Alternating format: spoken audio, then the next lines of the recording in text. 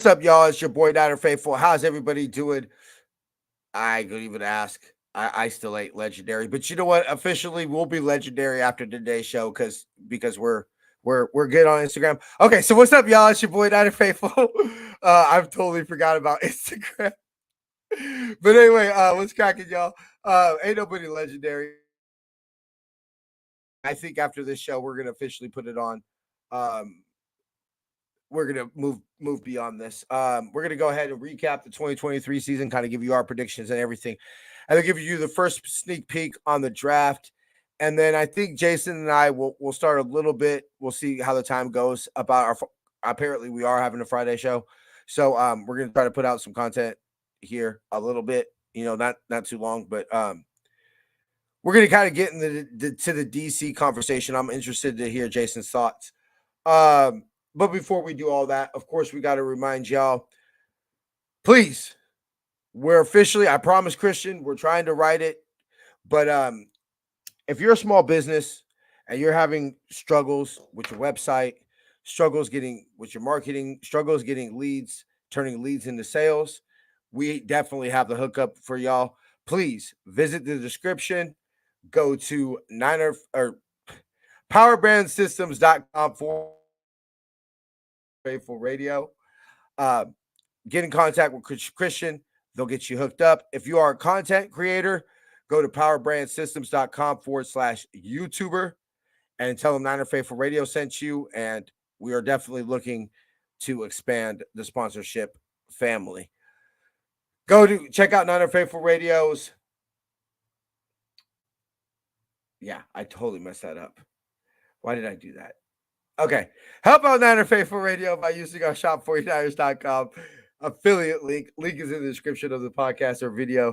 Go to SeatGiant.com. Use a promo code Niner Faithful Radio to save on all your theater, concert, and sporting event tickets, as well as help out the show.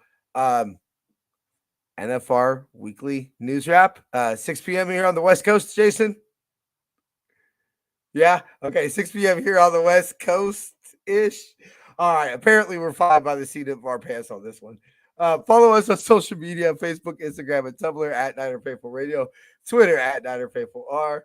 Go to see Giant or to see everywhere you can subscribe to the show. Go ahead and visit NinerFaithfulRadio.com/subscribe. Before I fuck up anything else, let's just get the show cracking. Weiss has just set a Super Bowl record with 12 catches. He's in motion. Montana, touchdown, John Taylor.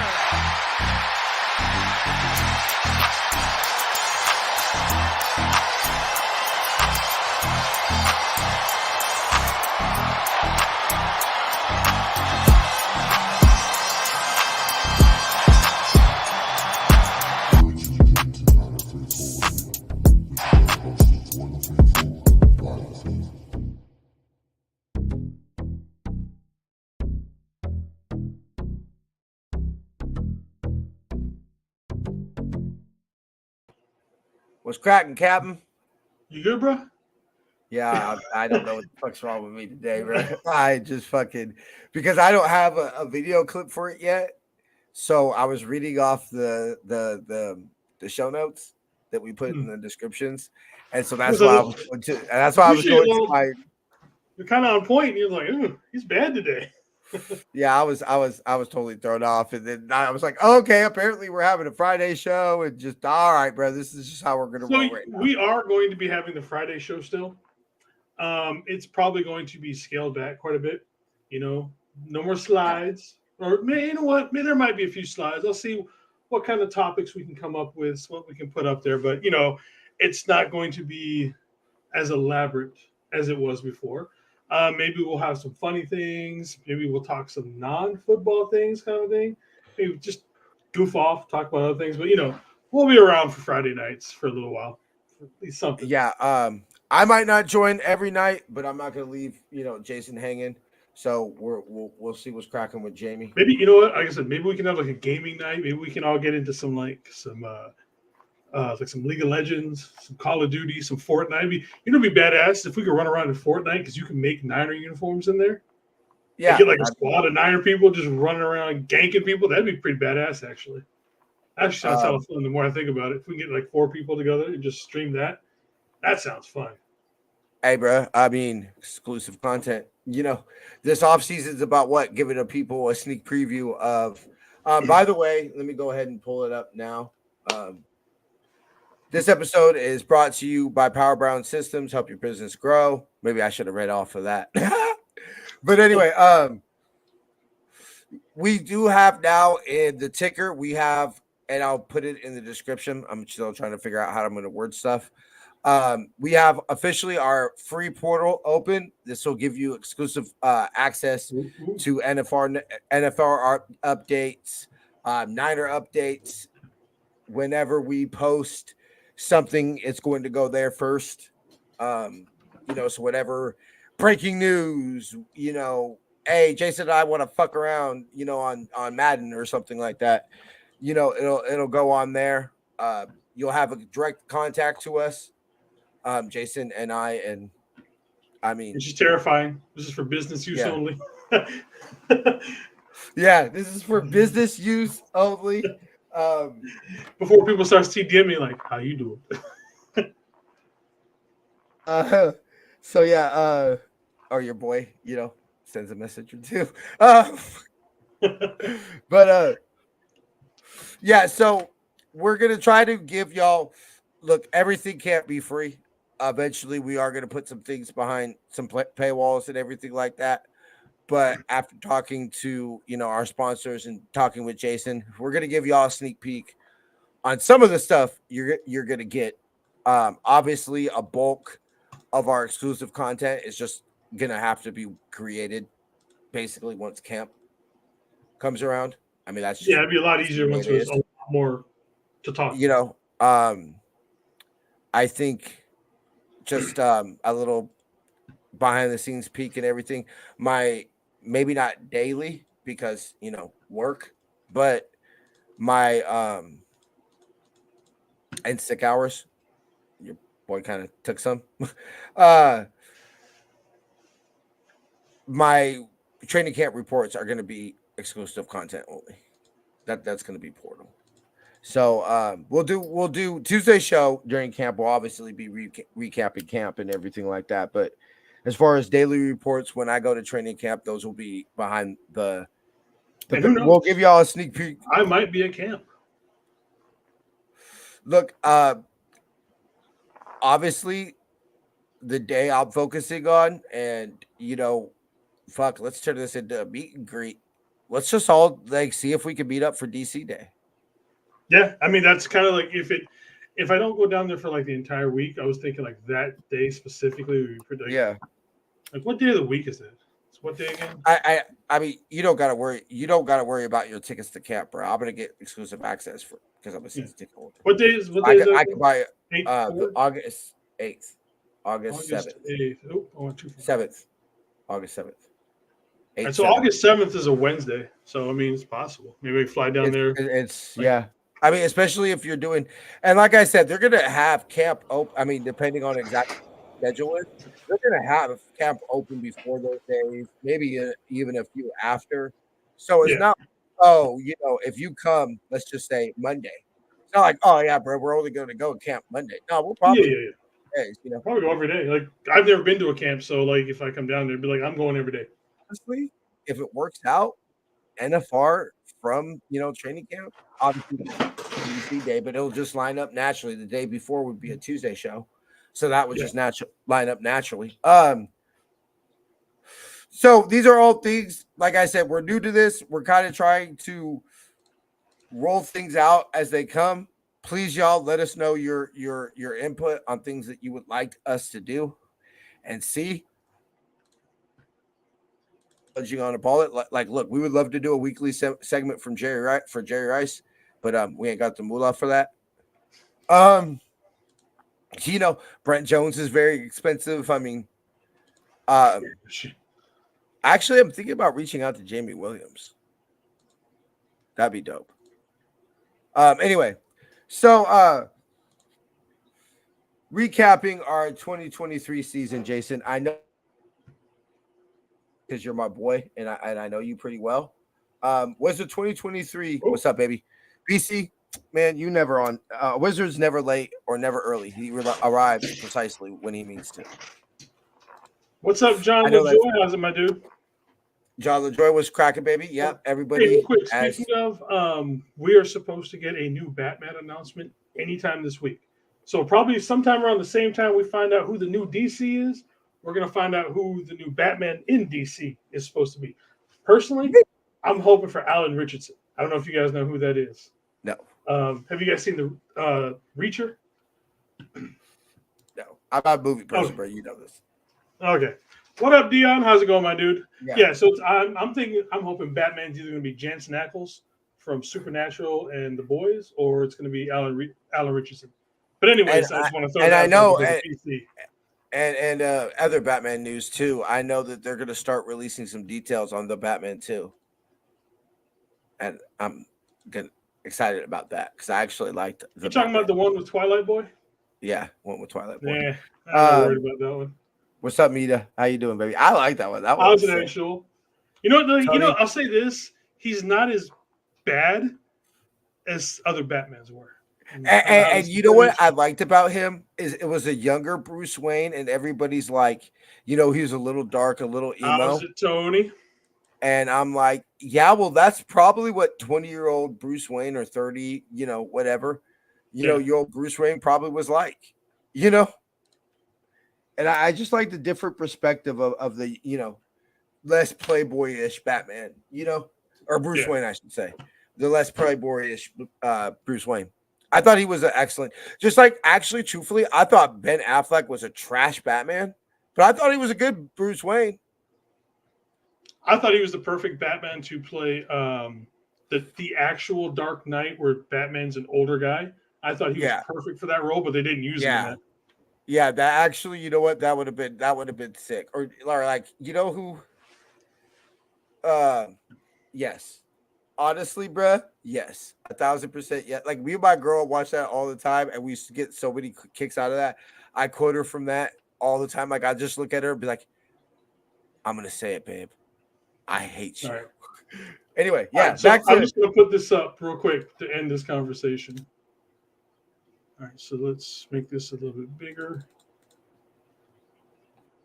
Okay, the guy on the left is Jensen Ackles as Batman. And then on the right is Alan Richardson as Batman. I am seriously hoping for this guy right here. We shall see. We shall see. But anyway, completely off topic on that one. Totally off the rails. Jason, was the 2023 season a great season? No. Okay. Was it even successful? No. Was it entertaining? I'll give it that. So, as we go back and look, we know. It actually came out my 31st birthday. Yeah, I had it, man. That movie gives me a kick all the time. Anyway, no, I agree with you. I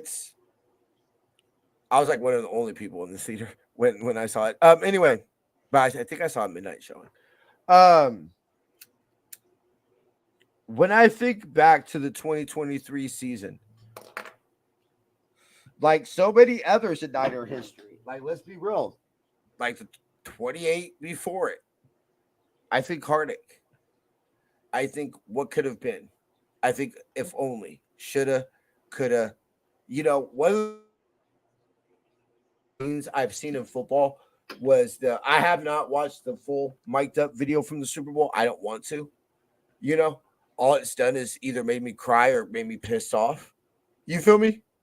I've seen the Kyle, going to him like, look, I saw the hold, whatever, but that's exactly what they're doing to our guys. Make sure they call it both ways, and in hindsight, we literally know that they didn't. Yeah, you don't get the most penalized team for holding in the league. And then all of a sudden they have the greatest game of all time when, let's be honest, we saw how many holds there were to begin with. Was there I think I remember hearing something like there was literally not a game besides the Super Bowl that they weren't, or maybe it was the playoffs that they weren't called for holding. Yeah, it just and then everything just disappeared magically with this. How many holding penalties has Trent Williams had all season?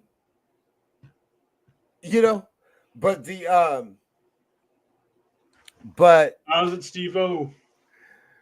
look at the I see the G-Men avatar now. That's what's up. Let's go. Orange Army, baby.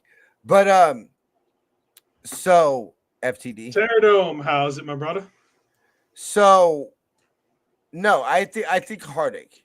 And then Fred Warner made me cry. I mean, that's probably one of the most heartbreaking That one things hurt, I've man. ever Like seen. I watched that one at work. Unfortunately, like the first time I saw it, Yeah. I was like, "Yeah, let me watch this real quick," and I saw it, and I was actually okay with it until that part where Bosa walks up to him and he's like, "Hey, man, get yourself get yourself together and everything." Yeah. I was like, that's the one that hurt. Like, it was like, damn, dude. I And was like, like okay, you I'm gonna you go outside for literally a bit. heard him crying. Like that Yeah, was he like was you heard him crying.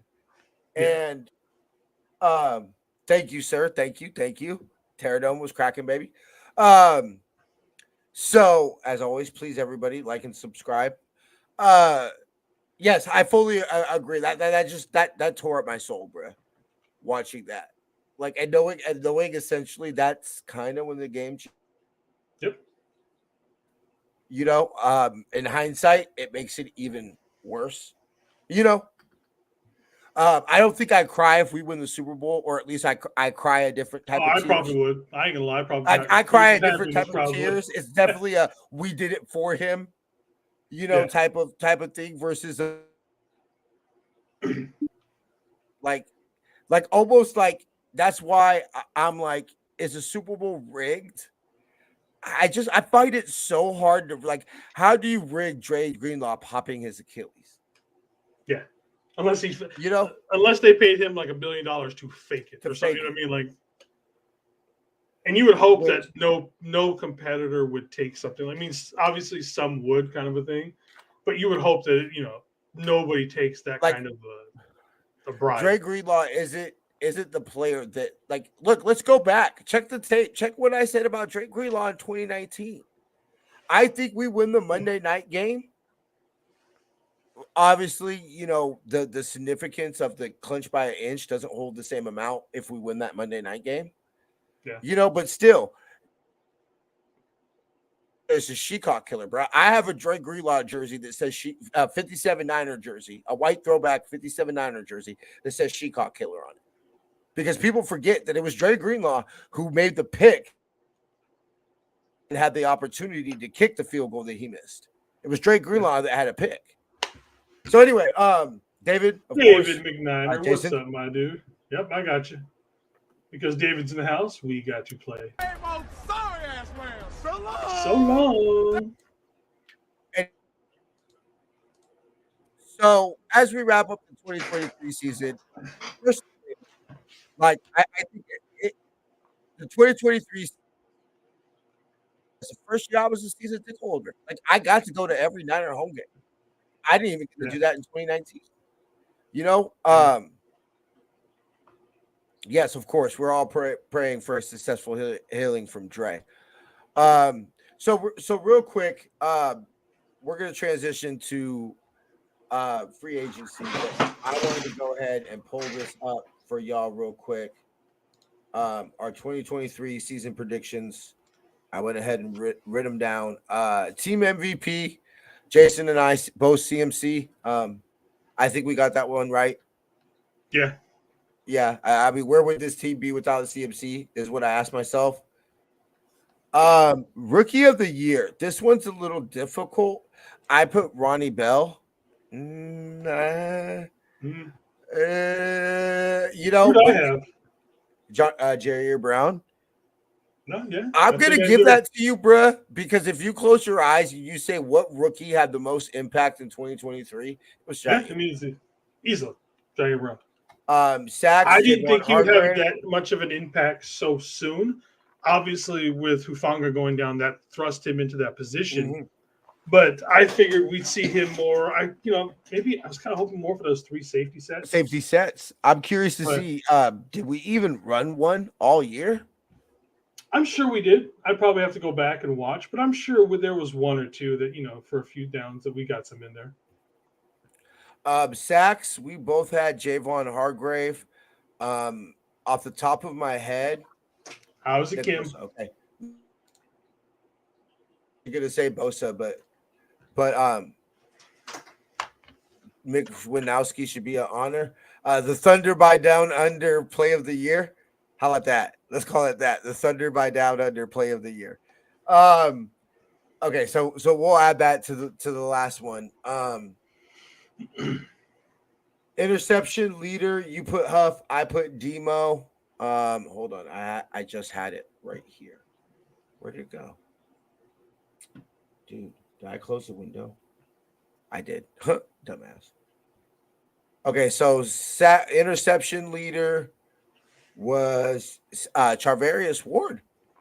5. What's up, Kim? Good to see you.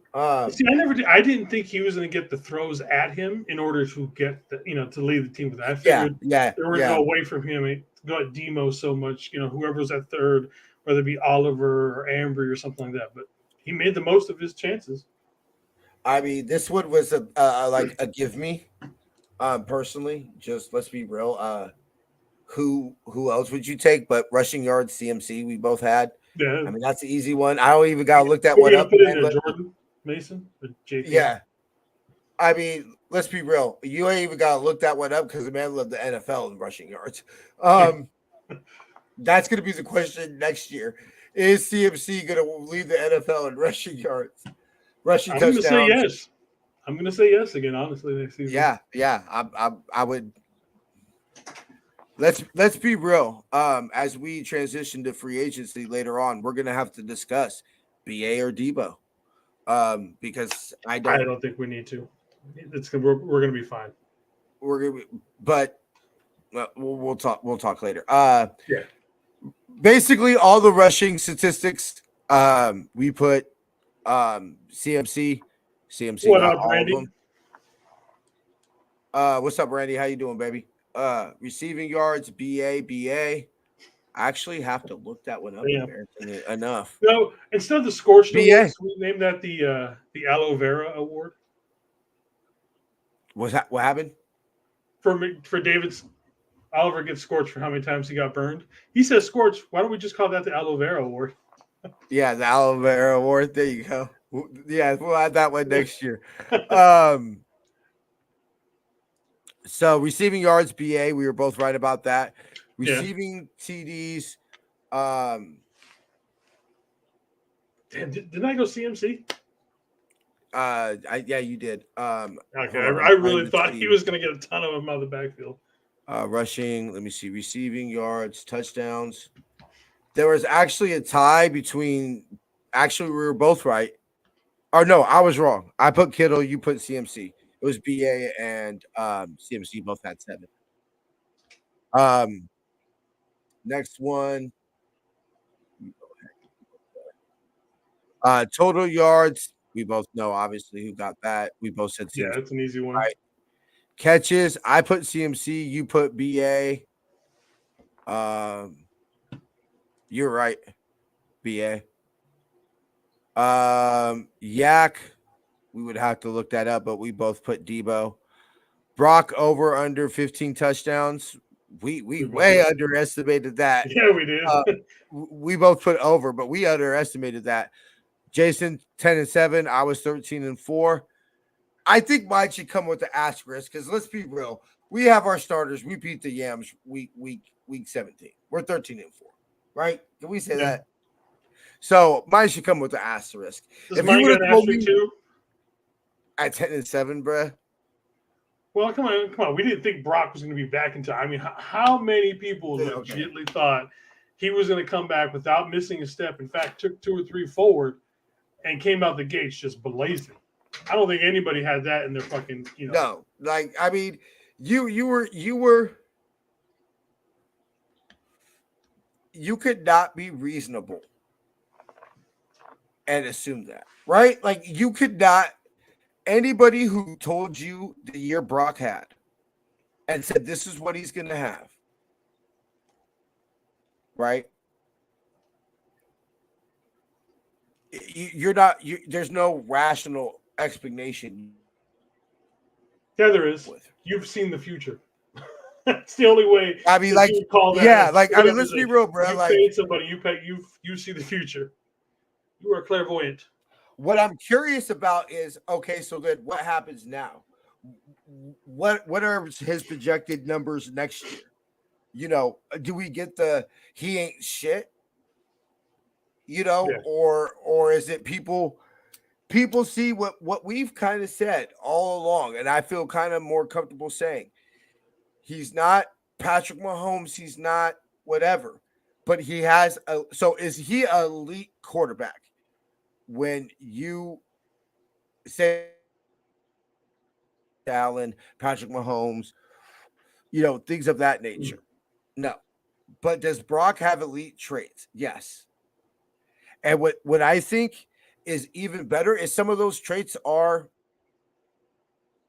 cool, but a lot of his traits are mental, which I'm okay with because let's be real.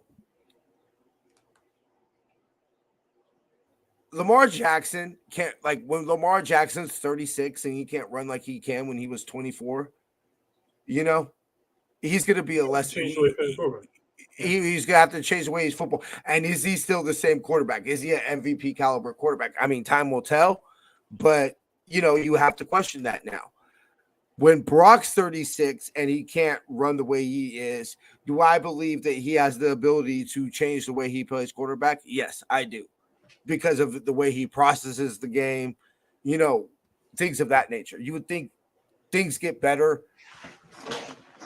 So last few. Speaking of the here. game, I think that's the nickname I'm going to give Brock. What? By way of Triple H, Hunter Hearst Helmsley. He is the cerebral assassin. He's not the most physically gifted person in the world. It's obvious when looking at him, and he admits it. He's like, look, there's not much here, physically fit. But what he has up here is where I'm going to call. He is now the cerebral assassin. Cerebral assassin. Fuck it. Like, now, what I think. Purdy, as Paul Heyman would say. But, and what makes me encouraged is because you add those elite traits that we just said with above average athleticism. I would say above average, right? Above average asset. So now you have a quarterback who has the ability to diagnose the way Kyle draws it up, right? And process. Okay, I go here. As Kyle draws it up and coaches him to do it.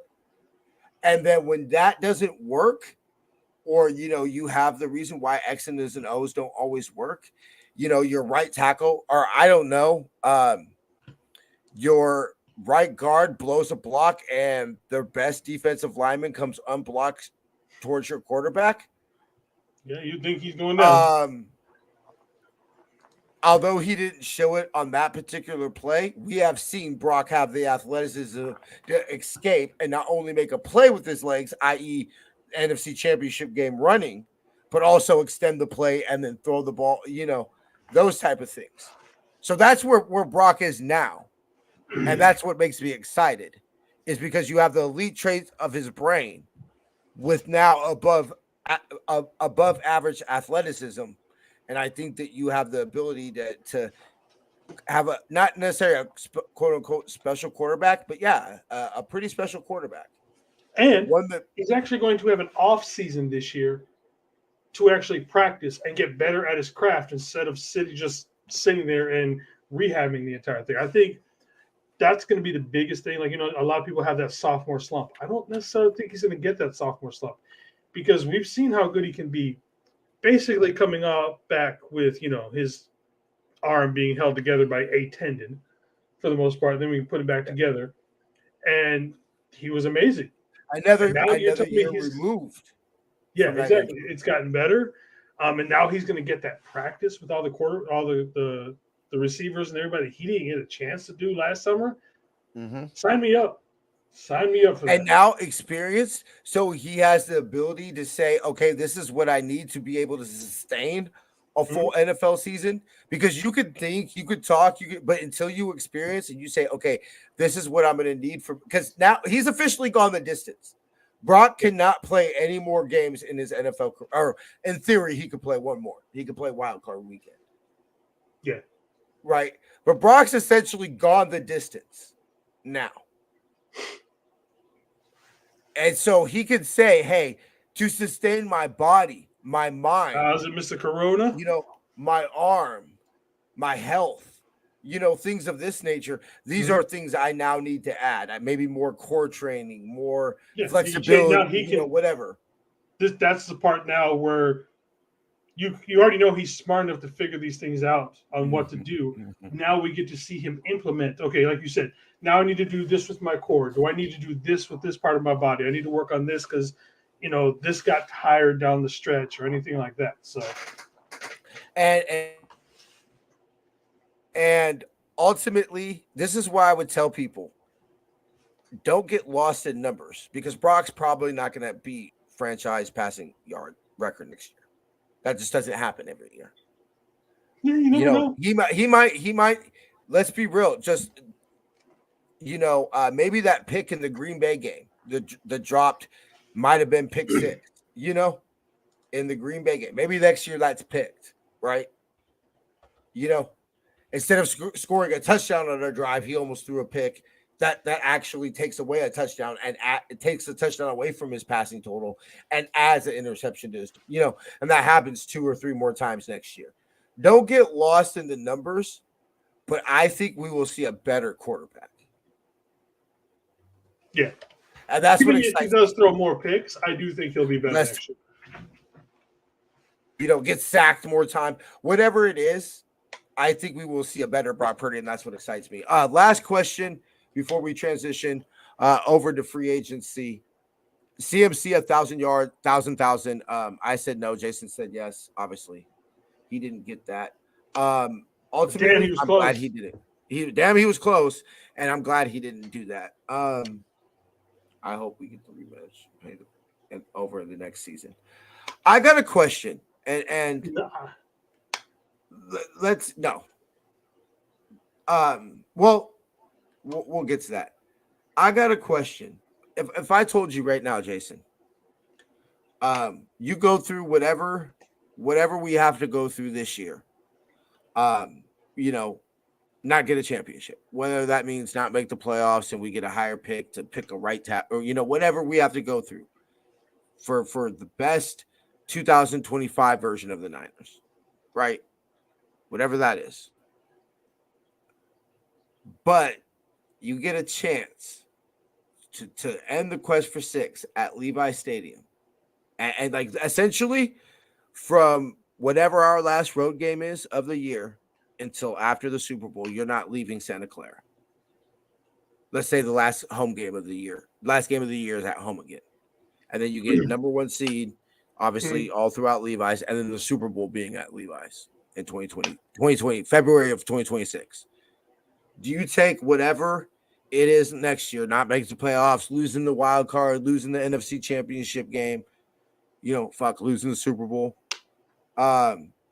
Take whatever you do to hoist the 6th Lombardi at Levi's in 2026.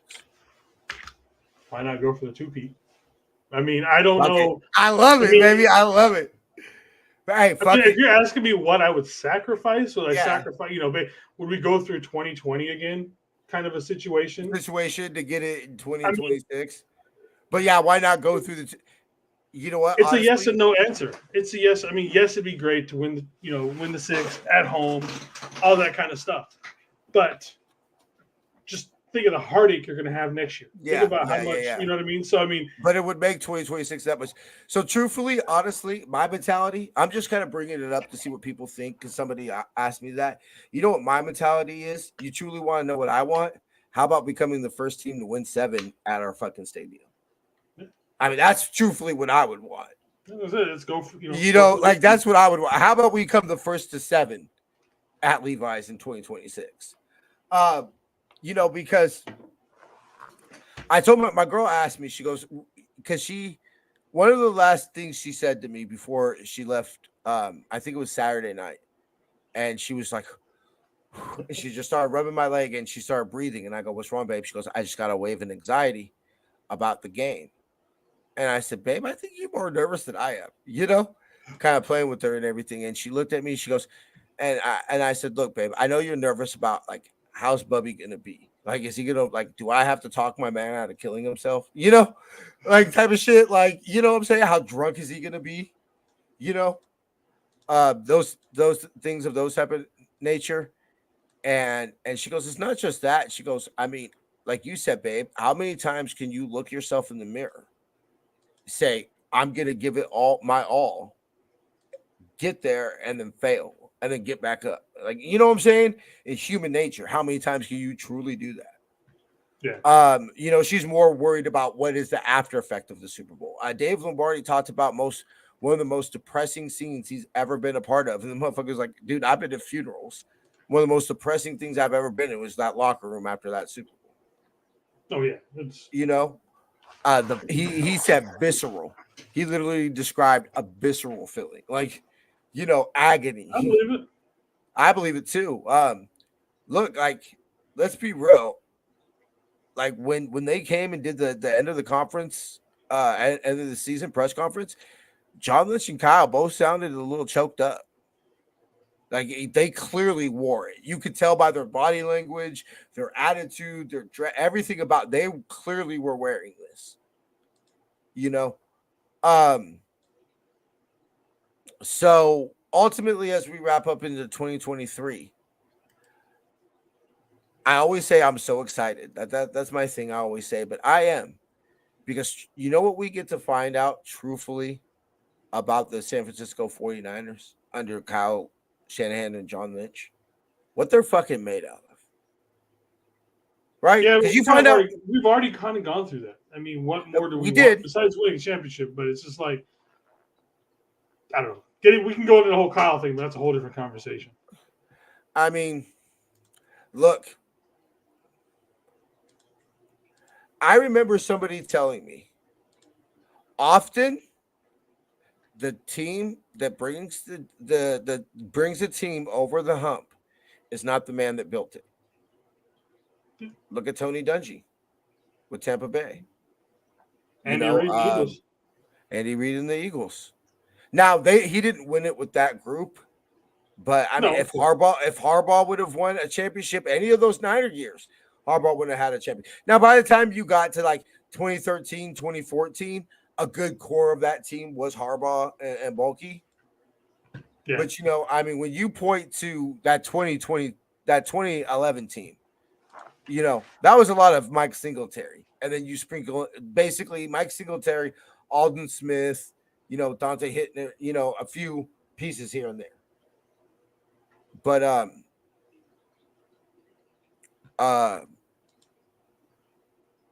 so I remember he said, just caution you about Kyle, because ultimately he could build a great team, but that doesn't guarantee he's going to be the one that takes him over the hump. No. And what did I say? I can't remember if it was the Sunday show or the Tuesday show.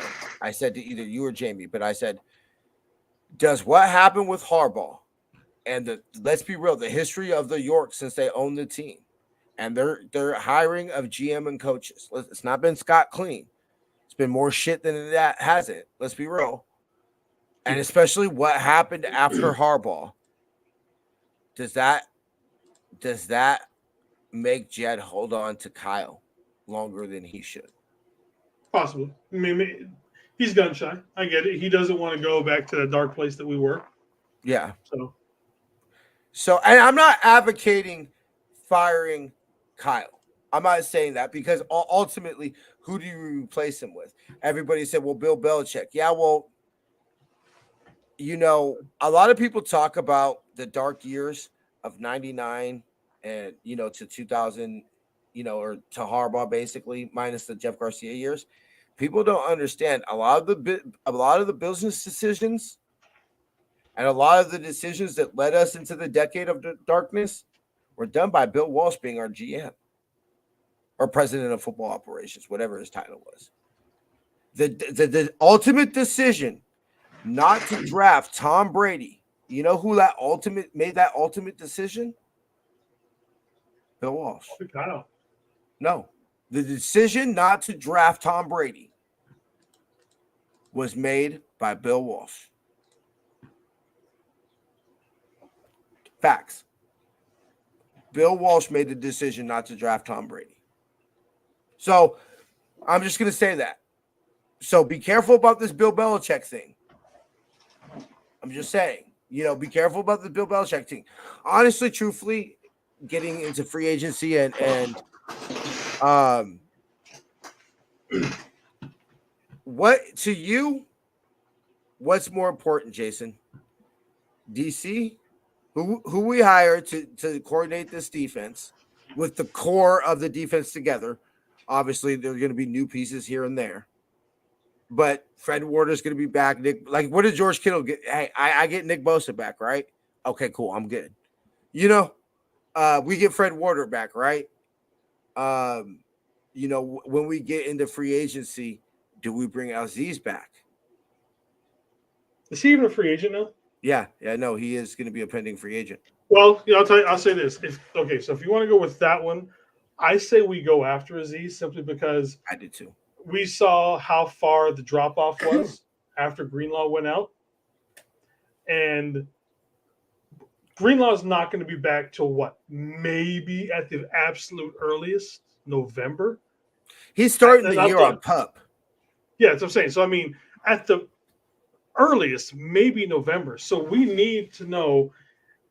So if we're going after a linebacker, we need to draft a linebacker to replace Greenlaw long term, whether he comes back fully healthy or not or anything like that, or we need to bring someone back like Aziz. That's my either go for Aziz or you draft a linebacker high enough in the draft that fits the system that you have the confidence in that can take over for Greenlaw long term.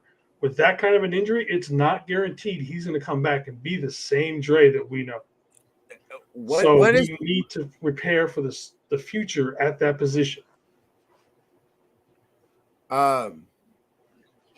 So was he consulted? I want to say he ran the 99 draft. Okay, I will look up my facts. But I want to say, Sherm came back for a year. But even Sherm was what? He was probably 80% of what he was before. Yeah. And I don't think look, Greenlaw isn't built or doesn't have the skill set like Sherman did to play the position differently. Greenlaw needs to be physical. That's his style. So unless he was going to come back, because Randy said it, Sherman was slow, but things Sherman did, Sherman had some long-ass arms, and he did play the game differently. Sherman relied on reputation, Ahkello Witherspoon. Yep. I throw to Richard Sherman when I could throw at Ahkello Witherspoon, Emmanuel Mosley, et cetera.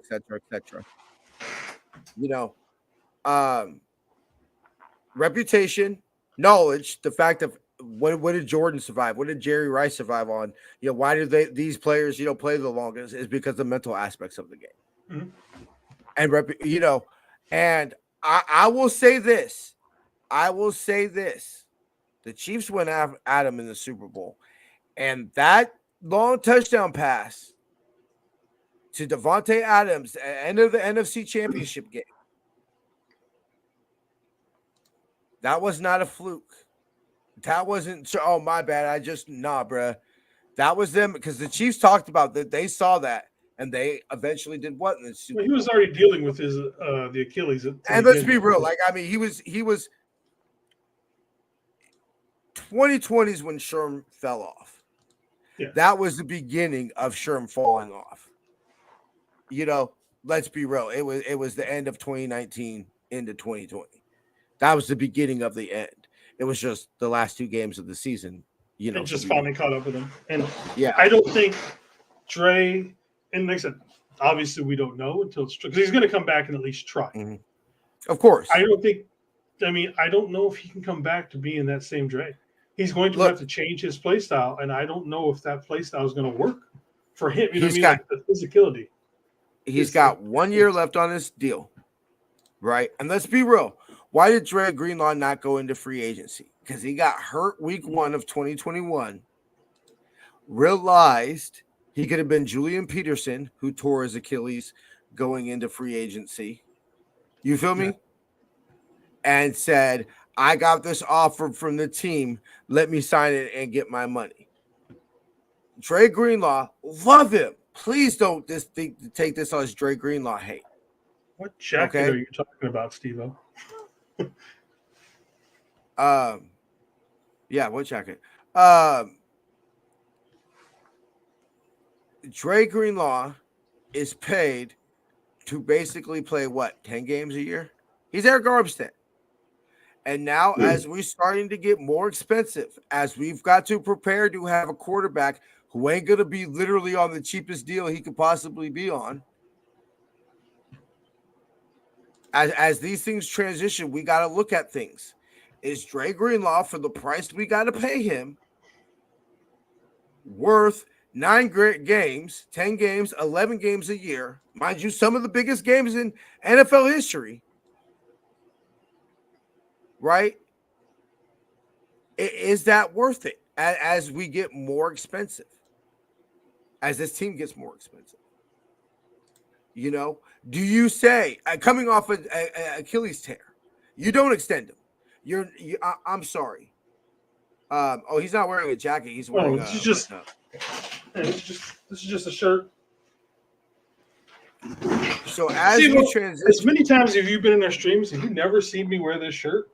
I have like a rotation of like 5 that I go through, and it's definitely in the rotation. We're gonna get hook up Jason's wardrobe game, but I mean,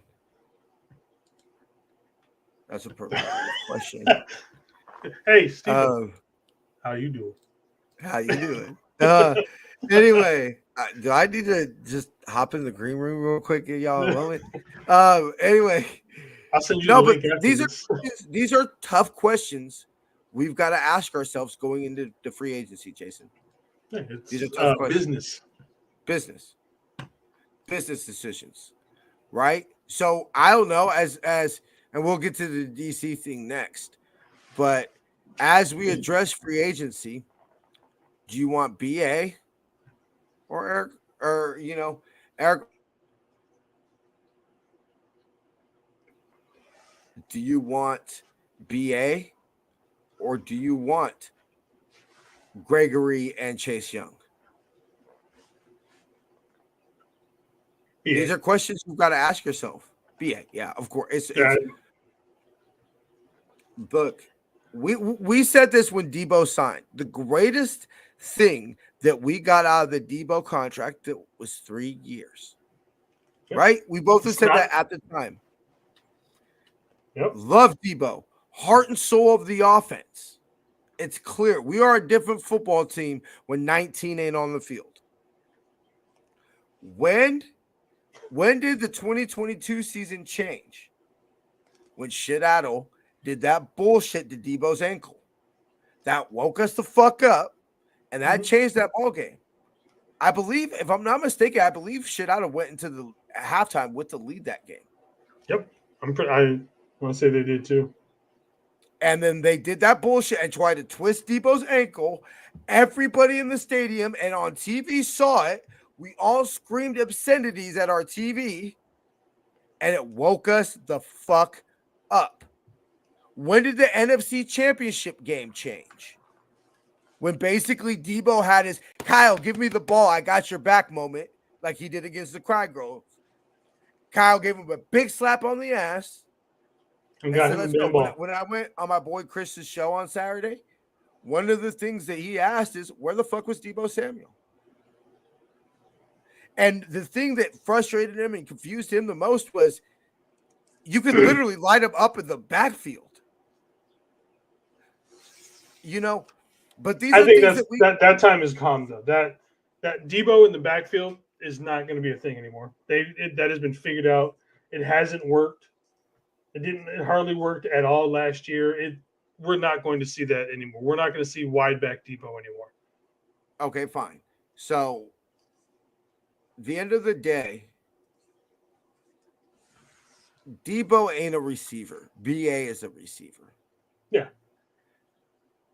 So as this team transitions and you have to answer questions in 2025 about Debo, I think you're fine. I think you're right, Jason. I think we can keep them both this year. might have to cut This the year, purse, might have to make it next year. Do you extend Debo? Is basically going to be the question. No, I almost think he gets traded or cut come next season. Yeah, Unless he just has a hope. monster season, I don't see us keeping him past that. I mean, he's a free agent after this year, so the only way would be to tag and trade him. But yeah, I agree. Look, to me, I mean, that's a 2025 question, but you can't let Debo Samuel, one of the most unique players in NFL history, just walk in the tail end, but still the prime of his career. Let's be real. Debo signs a 3-year deal. He's in the prime for a year or two of that deal. The third year is where you start to feel the questionness of Debo. Ultimately, Debo's just not going to sign a 2-year deal. He might have a good year on that third deal, but that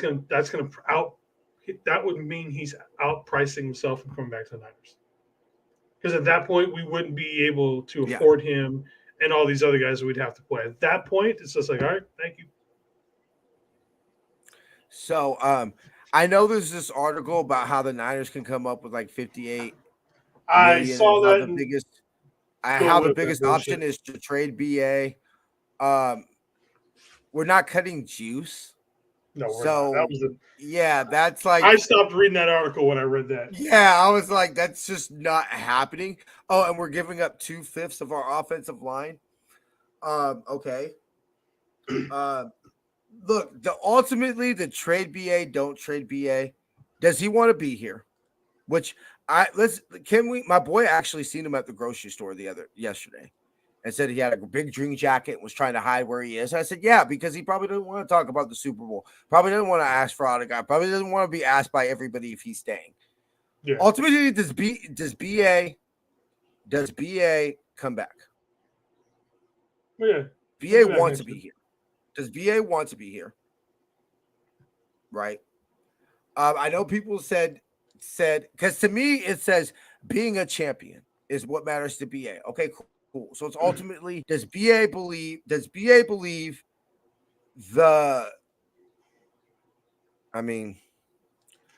but does BA believe the Niners give him the best opportunity to win a championship? I know people have said, oh, the Vegas baby thing. Let's be real. The Raiders are not giving BA the best chance to win a championship. I mean, they'll be better next year. I do think the Raiders will be a better team. I mean, but win a championship, bro. Come on. I mean, they got to get through the AFC West and Mahomes. So no, they're not even going to get out of their own division. Look, if they're good enough to compete for the division, compete for a championship type of team, because they feel that they have the Mahomes cheat code. They believe that they can beat him after that last game and everything like that, that the physicality that they brought and things of that nature, they believe that. So, honestly, you know what? The best thing for the Niners next year to win a championship and have an opportunity to go back-to-back in our own stadium would be for the Raiders to be a good team next year, honestly. That means you're still counting out that Mahomes isn't going to Mahomes.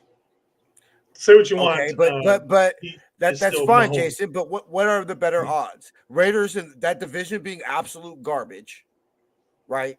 And so you give Mahomes the division, which gives them at least a home game, right? Okay. Like they at least had a home game this year. A little different if you got to battle all those games on the road, as we found out. Okay. I mean, look, I ain't gonna lie. The one thing that is always gonna hurt the Niners is it's expensive as fuck to live in the Bay, and we get taxed the fuck out of here in California. Same here in Washington, man. Always we're just as high as you guys are, and so that's why Seattle can't land any good high free agents. And so if the Raiders start to build a good culture, I would be worried about them. Hey, but that Arizona State thing, Pierce was the charge of recruiting at Arizona State when BA came there. Yeah. So I'm not saying he doesn't have a relationship. Would you take pick 13 right now? Would you take pick 13 for BA? For straight No, BA is worth way more than that. Well, okay, first and a second or a third, and like a You're first, giving me all a three. third, and a fifth. You're giving me all three and probably something else. I'm not taking anything for BA but a King's Ransom. That's it. Sorry, not giving him up. I have to dig into tackles. Oh, by the way, we have to choose our own Discord username. They sent me an email. I literally just looked up and saw the Discord tab open. It reminded me. I'll take care of it though. I mean, that's my. There's also that. Again, you go with the. I know how we know how BA look. The receiver doghouse for Kyle is real, right? Can we all agree to that? Right? Yeah. That's the thing. It made Dante Pettis fold. It molded BA.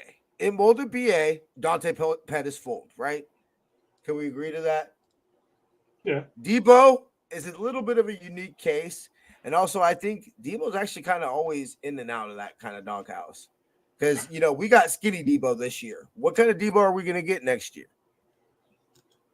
Chunky Debo is not as good as skinny Debo. Yeah. So, these are questions, right? With the receiver doghouse. So we don't know that rookie receiver when he inevitably gets into the Kyle receiver doghouse. Is he going to fold like a chair? I know it didn't make BA fold like a chair. You know what? I know that BA blocks like a fucking dog. BA blocks like a tight end. Right? Who also? I know we're going to do it. I know we're going to do it, Jason. But I don't want us to. And like I've said about Charles Omenihu last year, or like Jimmy Ward. How vital would Jimmy Ward been this year?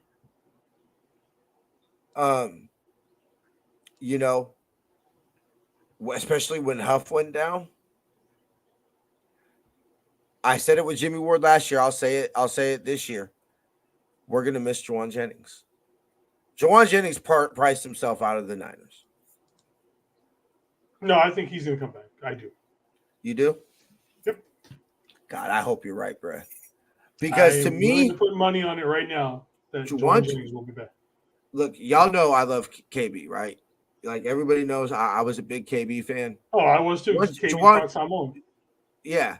Look, bro, I got the KB hat still in my storage. You feel me? I love KB. Jauan Jennings is better than KB. Yes, that's without a doubt. He's just all around. He is better than KB ever was. We won the Super Bowl. Jauan Jennings is KB final form. Yeah, and the thing about it is, when I fell in love with Jauan Jennings? I fell in love with Jauan Jennings when they showed his rookie, phone call and everything like that. And he's like, "Coach, you got a dog. I promise you, Coach, you got it." And what has Jauan Jennings been since he's like, I'll never forget the clear clip when he got into when he got hit in the face mask and got that 15-yarder against the Seahawks in that playoff game. I believe it was the playoff game and everything like that. His mouth read, "Bitch ass nigga," like that, right? And I love Jauan because Jauan's with that shit, bruh. And Jauan Jennings was Super Bowl MVP. We win the Super Bowl. Honestly, to me, it was either him or Conley. I would have honestly voted for Conley. As good as Conley was being on special teams, I didn't vote. I'm giving him. Neither did I. But that's my problem. Maybe I should vote. I don't know. I don't know what to do different, Jason. We've lost the last 3. I remember, bro. Like I don't know what to like. Super Bowl 47. I literally passed out drunk before. Like last thing I literally remember before like halfway through the first quarter was the Niners running out the tunnel. I remember we ran out to California Love. And I remember just be like, "Let's go, baby!" And I was just going ape shit. And I remember grabbing me. My boy had tall cans. I remember grabbing my can, chugging my can, and hitting the blunt. Fat ass hit out of the blunt. And that's literally the next thing I remember is me waking up and it's like the Ravens are driving down the field. That's literally so I calm down, I don't peak, fucking pregame. You know what I'm saying? I don't know. Anyway, Been to Disney. Does Disney Japan count? Because that's the only Disney I've been to. 3-4 times I've been to Disney. California. I've never been to Florida. Yeah, I've been to Disney Japan like 10 times because growing up there was always field trips going to Disney Japan. Well, also, you want me to bring up the free agent list? Yeah, pop it up, bro. Because we'll get wrapping up soon and then getting some DC stock in.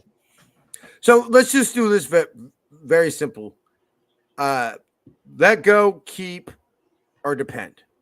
So Randy Gregory, I'm going to put in a depend. I'm going to put keep. I think he is low-key a high-end rotational piece.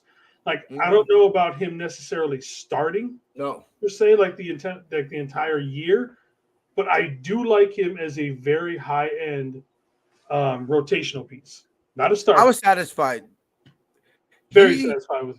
He's a very Jordan Willis type of player. Yeah, I'll give you that. Yeah. And I like it. This team transitions, Randy Gregory, especially with the what the fuck are you gonna get from Drake Jackson? Who? Yeah, exactly. I actually had to think about the man's name for a split second. Straight up, bruh. Like the one guy from USC. Yeah. Drafted, fucking A, second round. Chase Young. I'm gonna say keep. I think because I don't think he played well enough to get that big contract that he might have been looking for. So I think we get him on a shorter contract, like a prove-it contract, and then in 2-3 years he can go out and get paid. That's kind of what my hopes are with Chase Young right now. I would be curious of what they feel about him internally. Because did he show flashes? Yeah, like shit. That first half, I thought he was going to be Super Bowl MVP. Oh yeah, first half of the Super Bowl, he was on point. That's what we wanted the entire time since we drafted him. You talk to Nick Bosa, who, let's be real, is going to carry a lot of weight. He says he wants him back. Now that's publicly. What's he going to say publicly? Fuck no. Yeah, this is boring. So yeah. And I'm sorry, miss me with the get Joey Bosa here. I do not want the defensive end version of Jimmy G. Sorry. I don't want someone who's going to be. It's not that I don't want him. Are we going to want him for 6 to 7? It's going to be the same thing that we get from other players who've been here who are. Okay, so would you take him or Eric Armstead? Eric Armstead.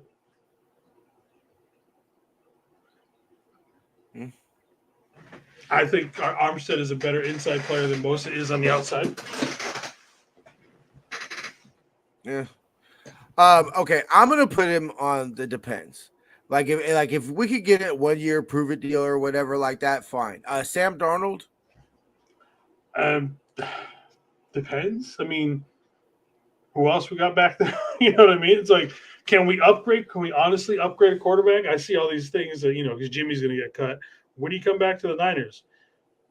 No. No, I'm just saying that's what I've seen written out there. Yeah. Jimmy is getting cut. No ifs, ands, or buts about that. Would I take Jimmy over Sam Darnold? Yes. You know what I mean? If you're giving me the choice, yeah, I would take Jimmy over Sam Darnold. It would just be an awkward ass fucking situation in the locker room. Yeah, they're not dealing with that. I'm gonna put Sam as keep just because I don't see any reason to change continuity, but I'm not breaking the bank for him. Yeah. Javon Kinlaw. Oh shit. This is I'm going to say no because of somebody else down the line. Okay. I Even think I though know he who did play better this year than he has in a while, I will give him I'm that 100. I'm going to give him the same treatment that you gave Chase Young, who's pounding it on the door to sign Javon Kinlaw. Fair.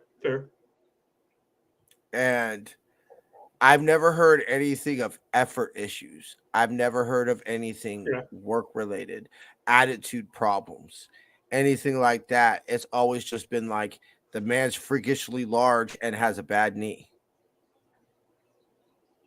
So they know better, the medicals. And usually knees don't get better. But he did.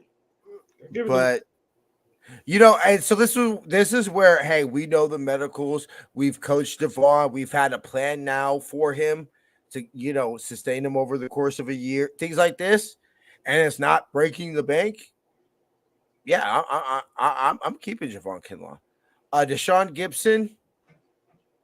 Yes, but his role diminishes depending on how Huff comes back. I think the two starting safeties are going to be Huff and Jair.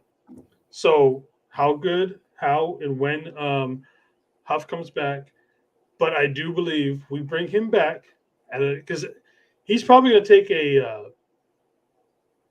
minimum rate just because of how old he is. He's fucking ancient when it comes to football players.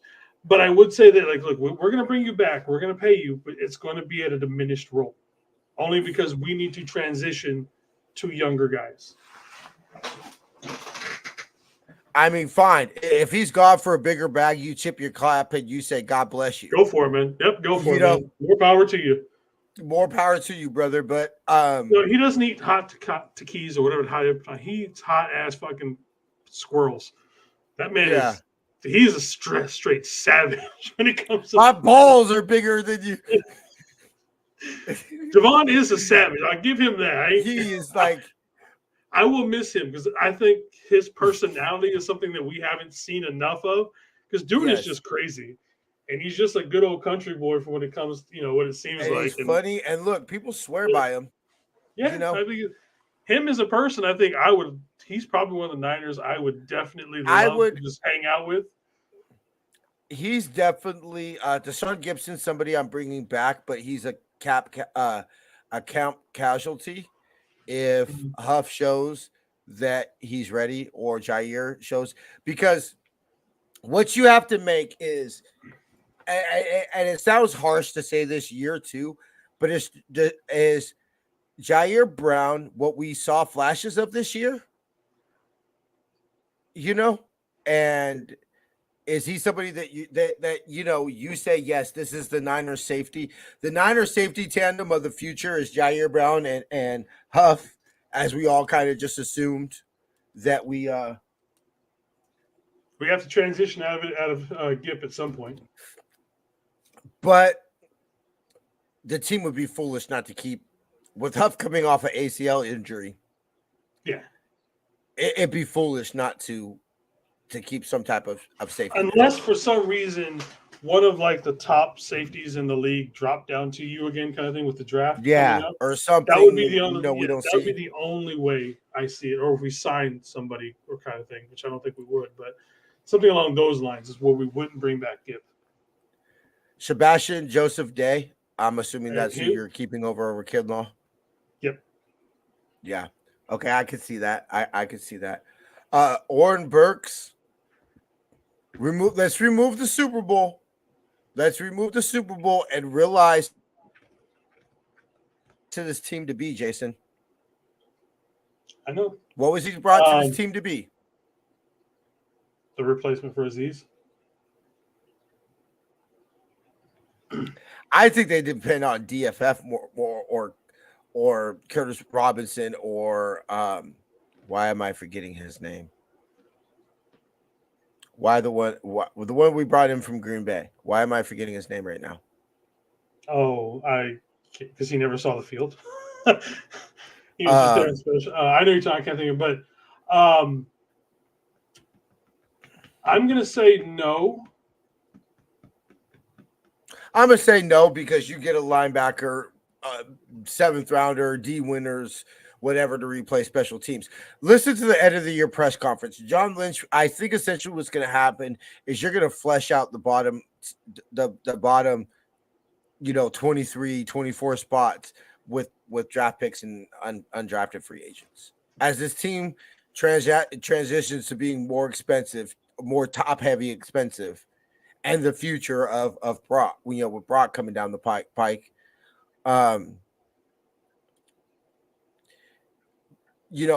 high paid backup, D tackles or whatever are probably a little. Well, those will always be around just because this team is going to invest in the D line.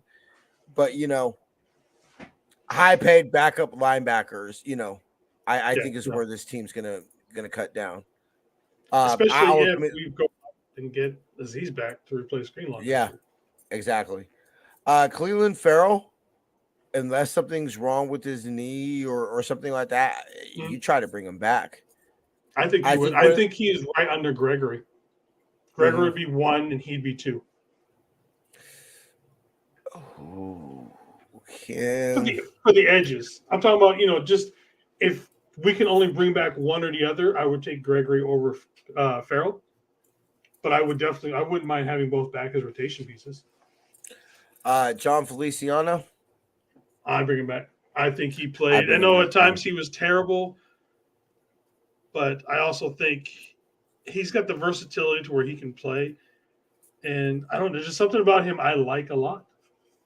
Like I said, he's not great, but I think he's good enough to fill in until we find someone. I mean, he also played next to Colton McKivitz. Regardless of the ability to execute the block or whatever, from what I know, 3rd and 4 in the Super Bowl was a blown assignment. Yeah. I believe Feliciano, at the very least, whether he gets and tossed like a rag doll, he at least doesn't blow the assignment. Yeah.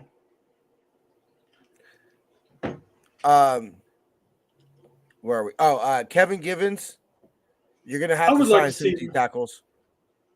I would like to see Kevin Givens back. Maybe start giving him a little bit more time. This is one that gets a little bit because I don't think we're going to bring him back just because you can't bring everybody back, Yeah. Is Ray. Oh, I think Ray's gone. We need now I will say this with a little bit of an asterisk. When we signed Ray, when he's coming off of being a Steeler, within 5 minutes of us signing him, my brother called me. He said, be prepared to have your butthole clenching every time he's back there returning because he's terrible. And he wasn't terrible, but he wasn't dynamic. We need a dynamic returner. I was listening to it's Kyle going to invest. Yeah. So I was listening to Terradome this morning on his show. I forget who he was talking about that was in the draft. Terradome, if you're still here, throw that name up. There was somebody that he put up that he was talking about. But yeah, like I said, we need a dynamic returner that isn't Debo. Like Debo if that's all Debo did, it'd be amazing. But obviously we're not going to have him doing that often kind of thing. He's the emergency one. But no, I don't see Ray coming back.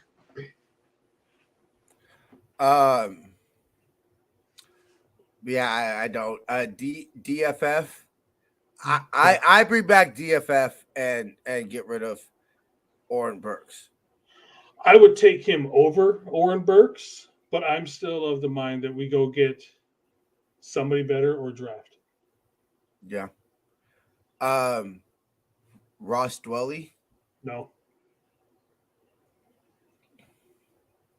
I see him being brought back And like, let's be real. He's brought back, and he's the one that we're like, look, he's on the roster bubble. Like, he can't be beaten out for a job. And then ultimately, whatever tight end we draft or Latu or whoever else, has Ross Dwelley beat people out, or have the other options just failed to seize the opportunity? That's more what it is. I feel like. Brandon Allen, I'm not going to make it priority. Okay, Terradome, I thought you had said somebody about a return man, because I remember listening to it while I was at work. So, Terradome, I want to get you on for draft. I'm not the world's greatest draft person, so we kind of need some help. I trust Brandon Allen more than I trust Sam Darnold. I'll say that. I mean, is Cincy going to want him back with Joe Burrow coming off of, Yeah, who knows what, So I'm not breaking the bank over Brian, but I said I trust him over Darnold. I think Chris Conley has earned the right to come back. He showed that effort is worth everything.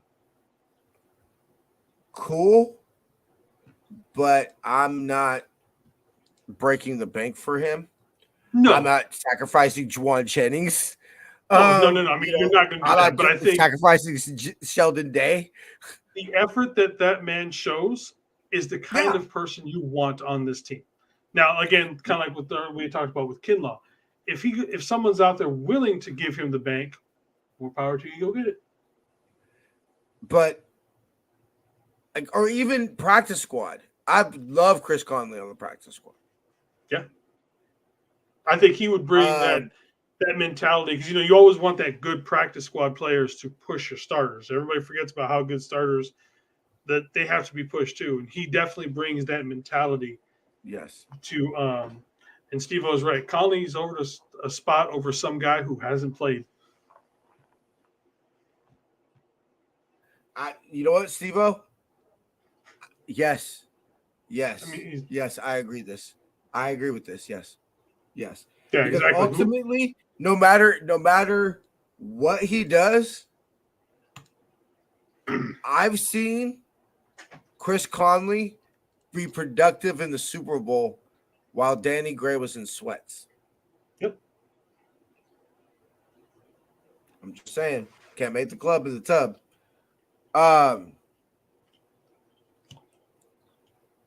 I mean, I saw BA do pretty damn good at it this year. We don't necessarily need a speed demon. We have routes that go deep, and with Yak, we're fine when it comes to that. Brock can throw the deep ball. We don't necessarily need to all the time. But, I mean, if we're getting 15, 20 yards, chunks, we're fine. I'm not so worried about that deep threat that a lot of people say that we have to have. Not worried about it. So, everybody else on this list, Tyler Hawkins, I would like to see back. But everybody else on this list besides that's going to be that was a Wilkes.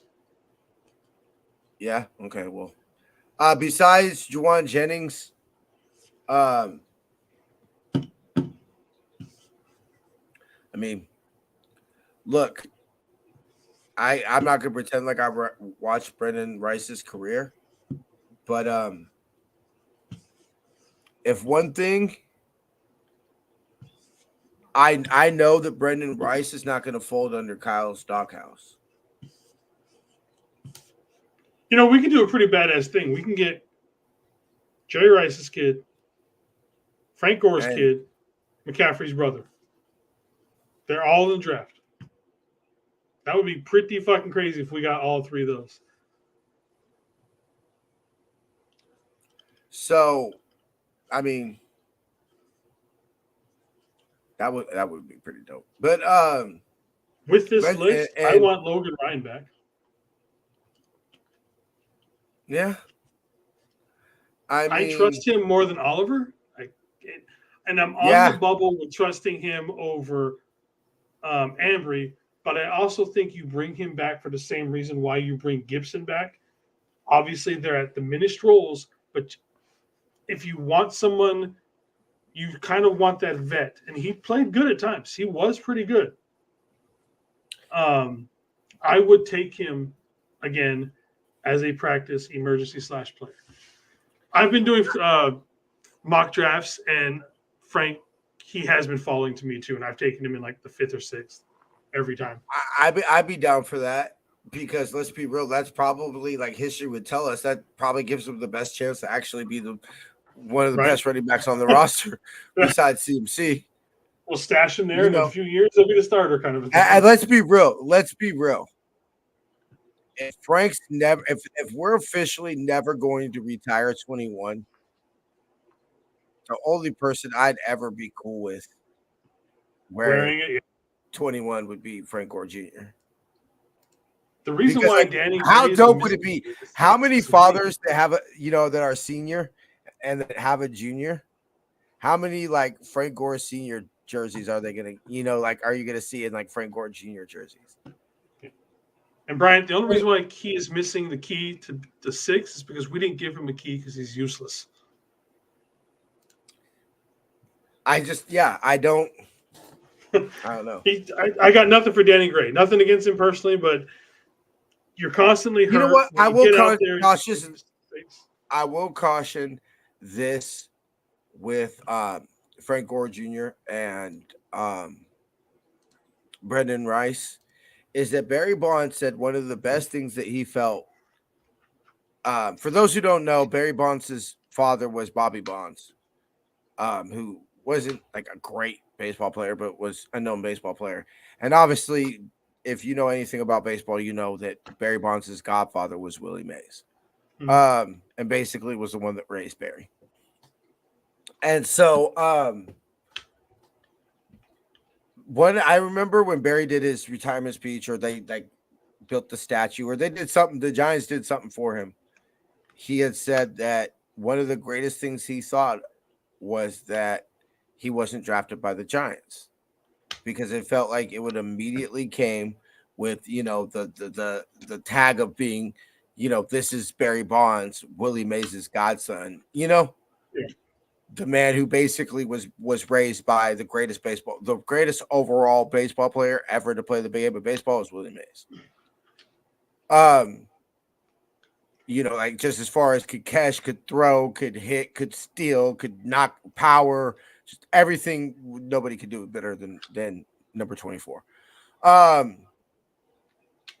So he said going to Pittsburgh, honing his skills, and then finding out that, like, I really am, Barry Bonds. I'm that man. You feel me?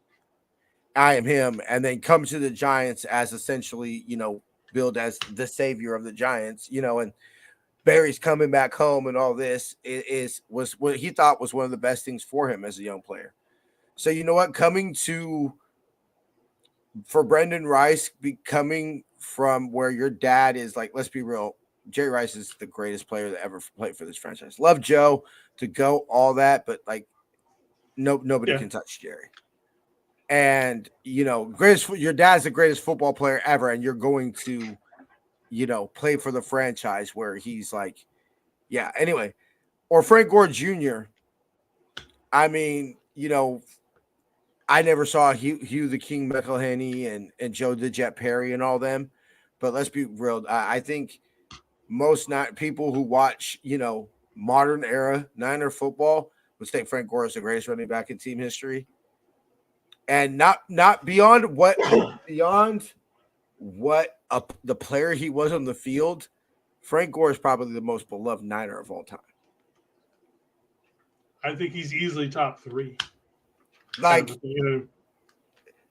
beyond like, the Joe, Jerry, Ronnie, crowd, but like of any players that doesn't have championships, I mean, who beyond Frank Gore?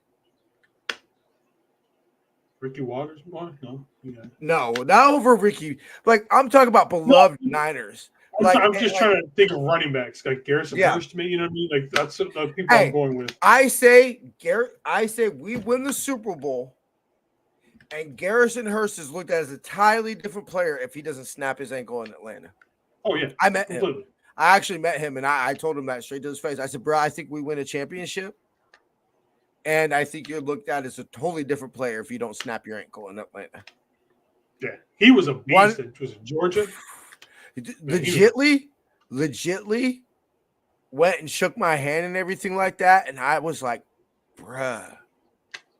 Like I literally think I think if he punched me in my mouth, bro, like my jaw legitly would you know what I'm saying? That's like some like permanently disfigured type of shit. When is he eligible? Is it next year that he's eligible? Like this coming up year? It's next year. I think it, it'll be announced. Let's see. Because he kept playing for like 19,000 I can't remember years. when He was almost as bad as fucking Emmett. Yeah. I don't remember exactly because it's 5 years after you officially retire. Gore only worked 19th on what? He's third all time in rushing yards. He's 19th in what category? Looks like 2021. 2021? I'm trying. I'm reading 2026.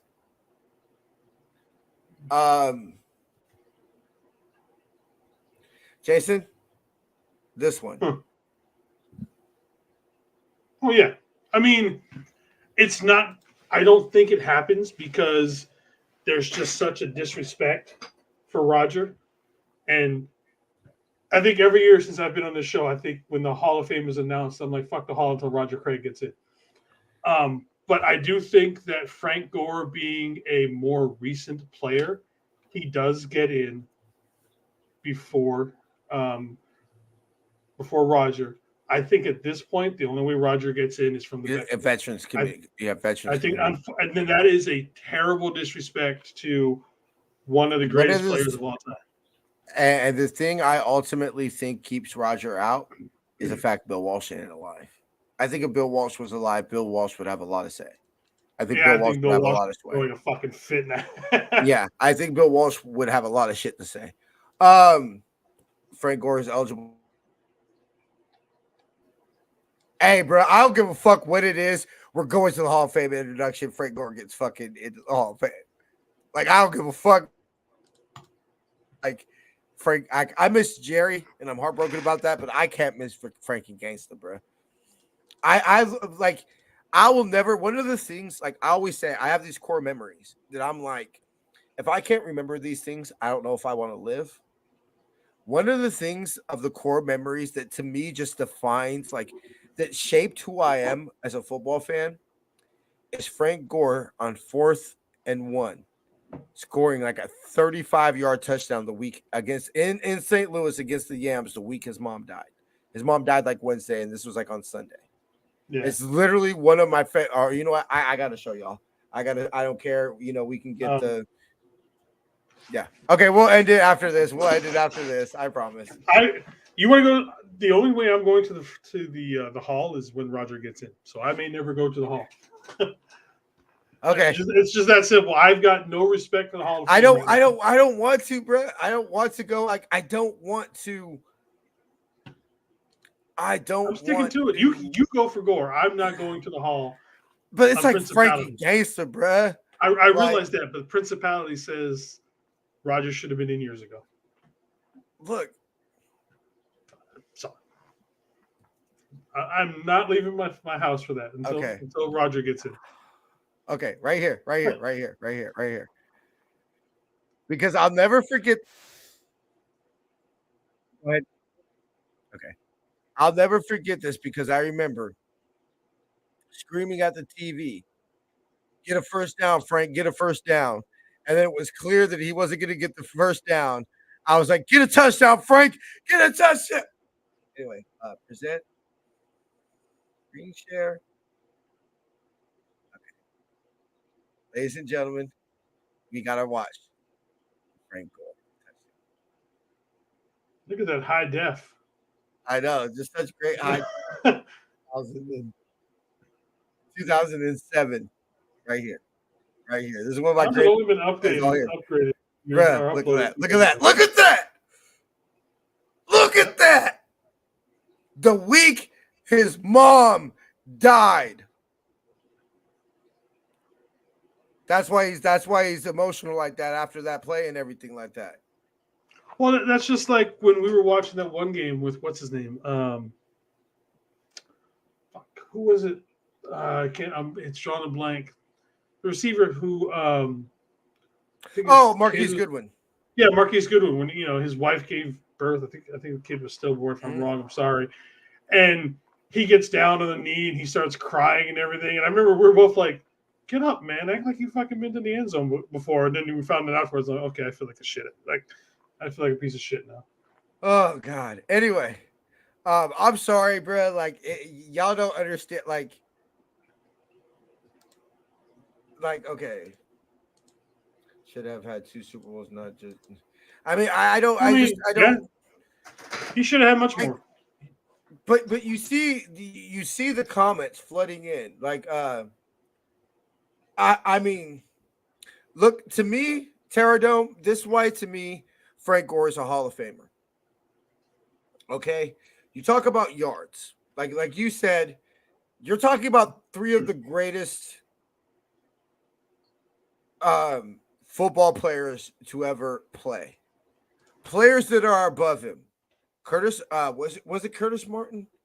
Okay, so you talk yards, okay? Touchdowns, yards, Frank's got that. We all know what's the saying. You don't pay running backs. Right? All those things. Running backs literally get hit 99.9% of the time they touch the ball. Frank not only ran the ball, right, caught the ball, all that, but Frank was just with the shit about blitz pickup, right? That's just what Frank Gore was known, right? Like he's with the shit about that. The man played more games at running back than anyone in NFL history. How do you not say?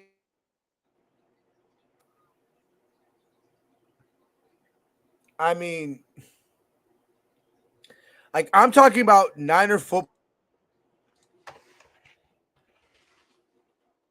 Well, anyway, we're starting to glitch out and everything like that. Jason, final thoughts, 2023. It was obviously an unsuccessful season. I think we had fun at some times. We obviously had some terrible times with it. There was lots of growth on the channel. So I feel like it was a much better side, but much better year, personal side, and as far as like the channel goes and all that. Mm-hmm. I mean, some people say we had a good season. Unless we win, I don't consider it a great season. But it was definitely a fun ride. That's what I'll say. And, let's get ready for next season now. I will say, look, I don't know, because pride seems just like too much. Like I'm satisfied with the way that you're ended. But I will say, I'll say it like this. And look, this is going to just be my way to see it. My team didn't go out like no bitches. Some of us literally had to be carried off the field. Yeah. Right? We faced every obstacle we could have possibly faced for those 2 weeks. And came out. We came out with our head high, but tears in our eyes. And so I know my team. I know we're not bitches. And I specifically picked this shirt for a reason.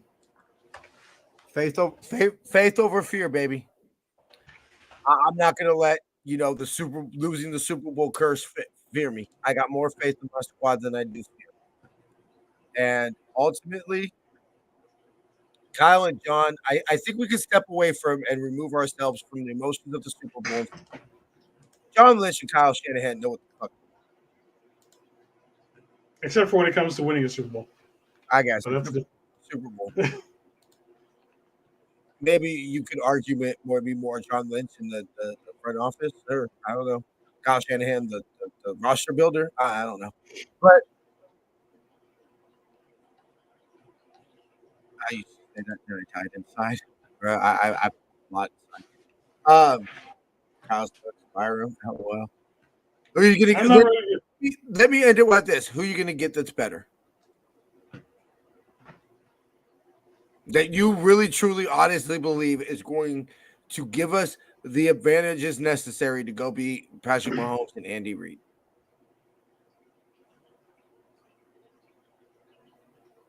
The man that's dominated the NFC, like the man that's 8-0, or sorry, 6-0 at Levi Stadium in the playoffs. And look, has Kyle reversed the curse of not being able to come back and all that? Yeah. We'll see. We'll see. Is that just a 1 in 100 type of opportunity, kind of shit? We'll see. I would like to think not just coming back twice the way we did. I mean, I don't know which more ways. Maybe not having to come back in the Super Bowl was the problem. Maybe having leads in the Super Bowl is the issue. Yeah. Maybe when Kyle just gets in a fuck it, what do I got to lose?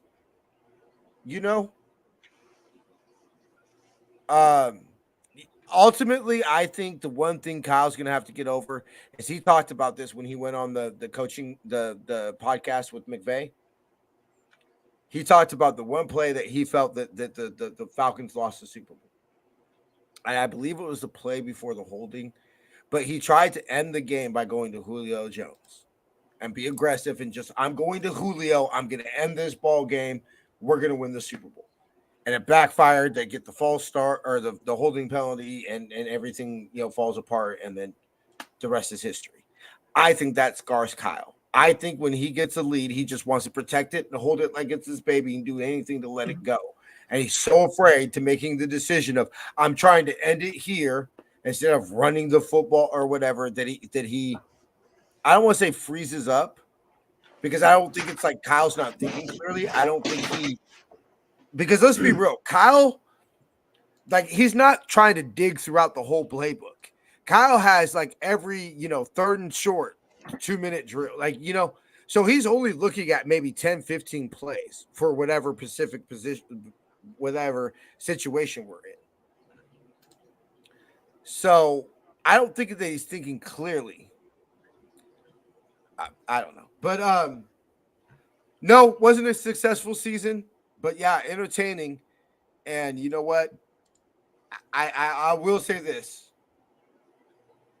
Trent Tip plays. I mean, I don't know. I will say this. They gave us all they had. And ultimately, it wasn't enough. It breaks my heart to think one of the best teams. I'm sorry. I struggle with removing a championship, from this season. Just a better roster, better performance, better, in team history. This is one of the best teams in team history. I think that you could line up this team and they go toe-to-toe with some of the 80s Niners, some of the 90s Niners, the Harbaugh's Niners. Like, I think this team can go toe-to-toe with the teams in NFL history and win some. Yeah. Wasn't good enough to win a championship, and that hurts. All right, I guess we'll catch y'all Friday, 6 p.m. here on the West Coast. 6, 5, we'll figure it out. Figure it out, brother. All right, Jason, we'll see you Friday, bro. Deuces. Yee. All right, y'all. Thank y'all for tuning into the show. Wait, hold on. Before you did, bro, I actually did want to say one thing. Shitty season, bro, or a shitty end to the season or whatever, bro. But, it ain't always easy rocking with your boy, but you rocked with me through 99.9% of it, bro. And it's been fun. It's been fun, bro. And I'm looking forward to it in a little less than a year when you're out here and we're smoking that cigar right out there. Right. All With right, that bottle. Yee. All right, y'all. We're going to go ahead and get up out of here. We shall see y'all Friday. Tuesday show will be gone. We'll figure out some shit, but we got a bunch of work to do behind the scenes. So we'll catch y'all on the flip side. Till then, faith, love, and happiness. Go Niners.